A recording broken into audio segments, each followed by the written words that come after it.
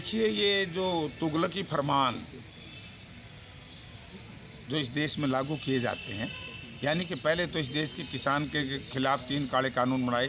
किसान 1.25 साल तक यहाँ खड़े रहे, धरनों देते रहे, लड़ाई लड़ते रहे और 730 किसान ने अपनी शहादत दी और अल्टीमेटली सरकार को झुकना पड़ा। उसके बाद फिर इसी तरीके से दलित समाज को लेकर के एक समाज में असमंजस पैदा हुआ कि कहीं ये संवैधानिक संस्थाएं जो बाबा साहब भीमराव अम्बेडकर जी ने उनको जो हक दिए थे उनको ख़त्म ना करें। तो इस तरह की भावना आई, उन्होंने अपनी लड़ाई लड़ी, चलो वो सिस्टम बच गया। तीसरा अभी ये कानून लाए हैं जो रन हिट एंड रन, तो मैं इसकी घोर निंदा करता हूँ कि इससे तो बात प्राइवेट ड्राइवरों की नहीं है, बात जो भी आदमी गाड़ी चलाता है चाहे मालिक भी हो। कई बार ऐसा होता था, उसमें कानून में फ़र्क था कि सामने वाला कसूरवार है, वो मर गया, लेकिन जो बचा है तो उसी पे ही मुकदमा दर्ज होगा। तो इसलिए वो ये कानून विड्रॉ करना चाहिए और ये कानून गलत है। अभी देखिए, राहुल जी ठीक गए हैं, उन्होंने यात्रा शुरू कर दी है।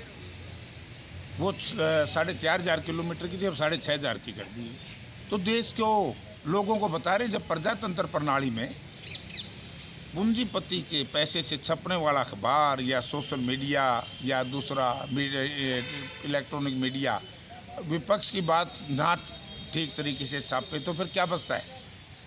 विपक्ष के सामने बचता है कि लोगों के बीच में जाएं। राहुल जी निकले हैं अभी यात्रा के अंदर, उसी दिन से ये पार्टी भाजपा और उनके सहयोगी दल बड़े घबराहट में हैं कि अब ये बहुत बड़ा सत्ता परिवर्तन 2024 का राहुल जी करने के लिए गांव जगह जगह घूम रहे हैं। तो इसका बहुत अच्छा इम्पैक्ट पड़ेगा। और जहाँ तक खिलाड़ियों के बीच में गए थे तो अच्छी बात है, लेकिन वो तो असली खिलाड़ियों के बीच में गए थे। बहुत से बीजेपी के नेता तो ऐसे हैं जो वैसे किसी के घर में कहीं बैठ करके खाना खा लेते हैं और ड्रामा करते हैं तरह तरह का। तो राहुल जी ड्रामा तो नहीं करते ना, राहुल जी में असलियत जनता के सामने दिख रही है। और वो जो आज इस तरह की इवेंट्स मैनेजमेंट जो कर रहे हैं वो ड्रामे भरी है।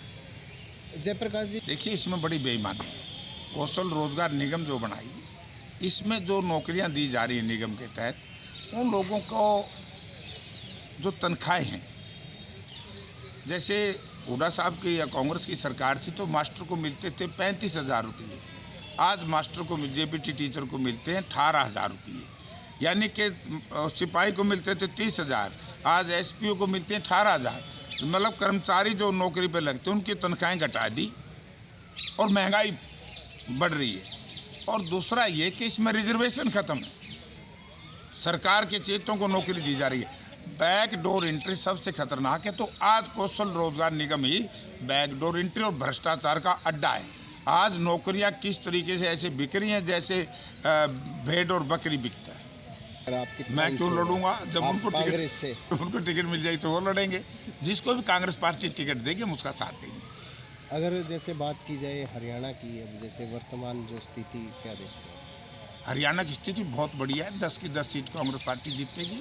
और जब विधानसभा के चुनाव होंगे, आप ये सोचिए कि वो तो कहते थे 70 पार, अब की बार मैं कहूँ कि लोग लड़ेंगे आर पार की लड़ाई, इनको बिल्कुल पार कर देंगे गठबंधन सरकार के उम्मीदवारों।